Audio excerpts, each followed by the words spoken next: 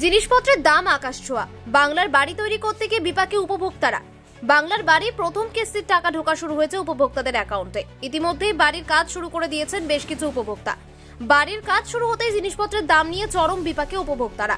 তারা বলেছেন, বাড়ি তৈরির জন্য বালি, ইট সহ যে সমস্ত প্রয়োজনীয় জিনিসের দাম এত বেশি যে সরকারের দেওয়া 1,20,000 টাকায় কি করে তারা বাড়ি নির্মাণ করবে ভেবেই কুল পাচ্ছে না।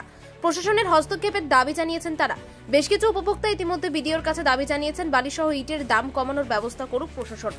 জেলা প্রশাসন সূত্রে খবর, পশ্চিম মেদিনীপুর জেলার 1,01,822 জন উপভোক্তার নাম রয়েছে ওই তালিকায়।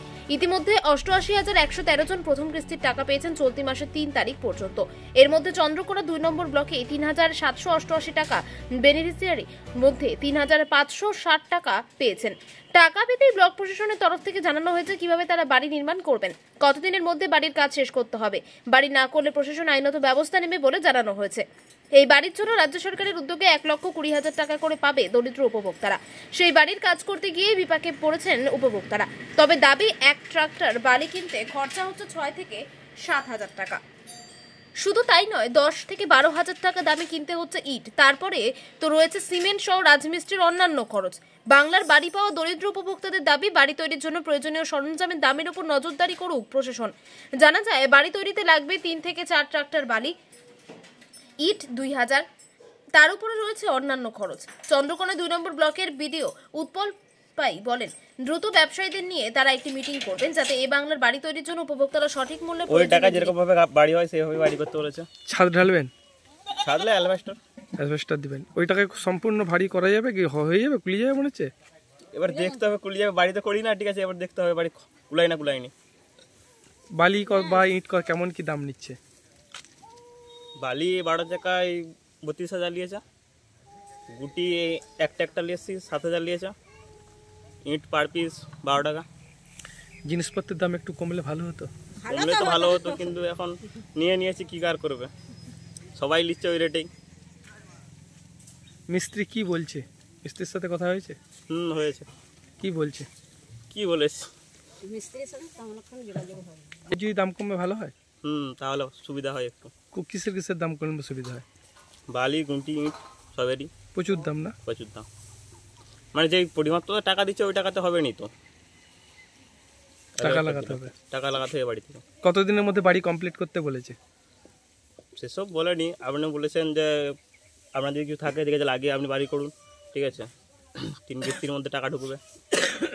কত টাকা পেয়েছেন প্রথম কিস্তির? 60,000। আপনার নাম? তনয় কারপা। বাড়ি পেলেন? কত টাকা পেয়েছেন এখন পর্যন্ত? 60,000 টাকা পেয়েছি, আর কত পাবো? কতটা খুশি? খুশি এখন কি করে খুশি? আমার ঘর যদি করতেই পারেনি, খুশি কি করে? কেন শুরু করেননি কেন বাড়ি? এটা শুরু করবো, এই তো মাল নামছে, তো এটা রাস্তায় মাল ফেলে দিচ্ছে, সেখান থেকে আবার এই তো লেবার করে বয়া হচ্ছে। জিনিসপত্রের দাম তো অনেক। হ্যাঁ, এখন কি করব? ওই টাকায় কি হয়ে যাবে? হবে কি ওই টাকায় কি আমার ঘর হয়? তাহলে কি দিদিকে কি জানাবেন, কি বলবেন? এখন যতটুকু ঘর করবো ততটুকুনি জানাবো, আবার কি জানাবো? ওই হচ্ছিল? হ্যাঁ, গেছিল। কি বললো? কি বলবো, ছেলেটা গেছিল। আমাদের ব্লকে, চন্দ্রকোনা 2 ব্লকে আমরা 3,788 জন বেনিফিশিয়ারির নাম আমরা জেলাতে পাঠিয়েছিলাম। অ্যাপ্রুভড বেনিফিশিয়ারি আছে আমাদের 3,788। তার মধ্যে ফার্স্ট ইনস্টলমেন্টের টাকা আমাদের প্রায় 3,560 জন বেনিফিশিয়ারির টাকা, ফার্স্ট ইনস্টলমেন্টের টাকা ওদের ব্যাঙ্ক অ্যাকাউন্টে অলরেডি ক্রেডিট হয়ে গেছে।